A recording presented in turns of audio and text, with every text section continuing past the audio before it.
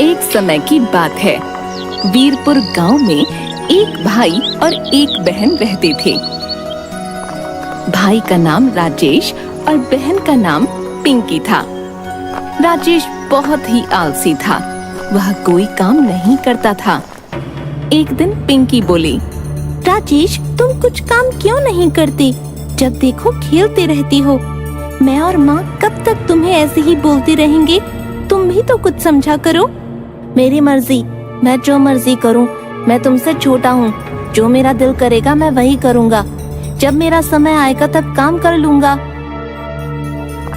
तभी राजेश की माँ आई।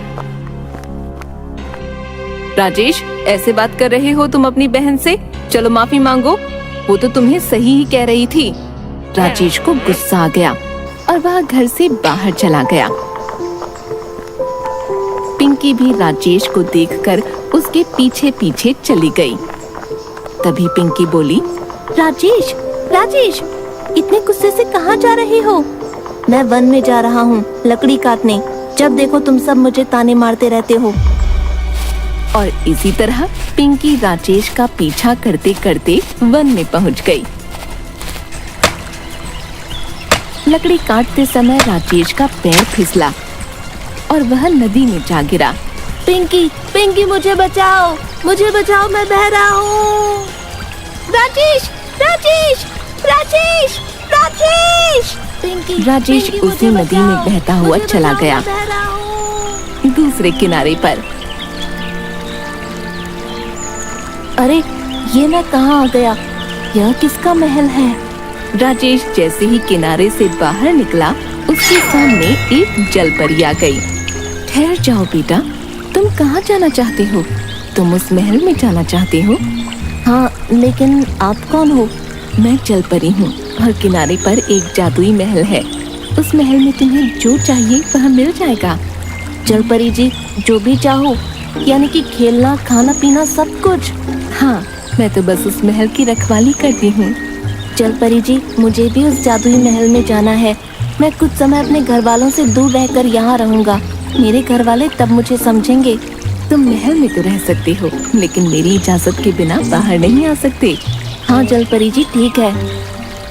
तभी राजेश महल में चला गया और तभी महल का दरवाजा बंद हो गया।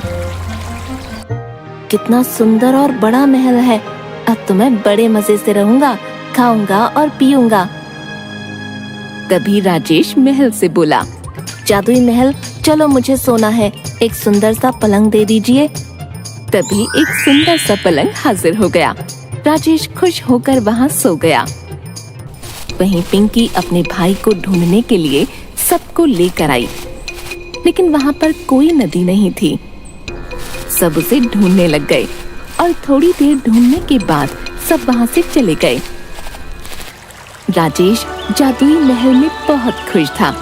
जब वह खाने को मांगता तो खाना आ जाता। अब वह पूरे दिन खेलता कूदता रहता। राजेश कुछ दिन तक तो खुश था, लेकिन फिर उदास रहने लगा। उसे घर की और माँ की याद सताने लगी और एक दिन उसने खुद से कहा, मुझे सबकी याद आ रही है। मैं इतने दिनों से यहाँ हूँ, सब बहुत परेशान हो रहे होंगे। मुझे जाना चाहिए। तभी राजेश महल से बाहर निकलने लगा तो उसे सूर का झटका लगा और बहुत दूर जाकर गिरा। राजेश रोते रोते बोला, मुझे जाना है, मैं यहाँ नहीं रह सकता। मुझे जाने दो, मुझे जाने दो। महल बोला, अब तुम यहीं रहोगे। जब जलपरी का आदेश आएगा तभी तुम जा सकोगे। राजेश जोर जोर से जलपरी को आवाज देने लगा। तभी जलपरी आ गई और कहने लगी, क्या हुआ राजेश? जलपरी जी, मुझे यहाँ नहीं रहना है, मुझे घर जाना है। लेकिन तुम ही तो चाहते थे कि तुम ऐशो आराम से रहो। नहीं नहीं, मुझे बस अपने परिवार के पास जाना है। मैं अब सब काम करूँगा, अपने घर वालों को शिकायत का मौका नहीं दूंगा। तभी जलपरी ने उसकी बात मानी और जादुई महल से उसे आजाद कर दिया। राजेश दौड़ते हुए अपने घर पहुंचा। वहाँ सब आराम से अपना काम कर रहे थे। अरे राजेश, क्या हुआ? तुम तो अभी अभी वन गए थे ना, लकड़ी काटने मैं भी तुम्हारे साथ ही थी, लेकिन तुम दिखे ही नहीं तो मैं वापस आ गई। राजेश सोचने लगा। मैं तो काफी दिन से घर से बाहर था, जादुई महल में था, लेकिन पिंकी ऐसा क्यों बोल रही है कि मैं अभी गया था? राजेश को पता चला कि वह जब तक जादुई महल में था, समय वहीं रुका हुआ था। पिंकी सब कुछ भूल चुकी थी, इसलिए किसी को पता नहीं चला यह सब जादुई महल का जादू है। यह सिर्फ राजेश ही जानता है। अगली सुबह जल्दी उठकर राजेश बाहर वन में लकड़ी काटने चला गया। जब वह लौटा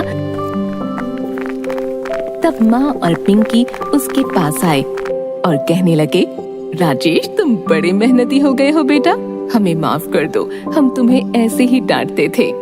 नहीं माँ, अब मुझे समझ आ गया है कि काम कितना जरूरी है। अब मैं आराम नहीं करूँगा, काम करूँगा।